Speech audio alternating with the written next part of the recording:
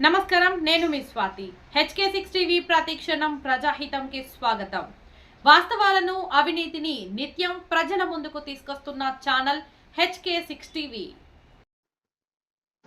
వాహనదారులు మోసపోతున్న సంఘటన Mahabubabad MLA camp office పక్కన ఉన్న గద్దె రవి పెట్రోల్ బంకులో నీళ్లు కలిపిన పెట్రోల్ పోస్తున్నారని వాహనదారులు ఆందోళన.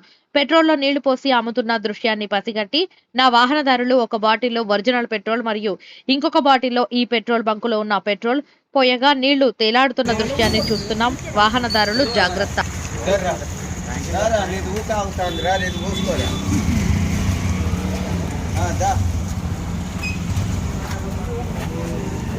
లేదురా వాటర్ దాల్చే వచ్చినాం.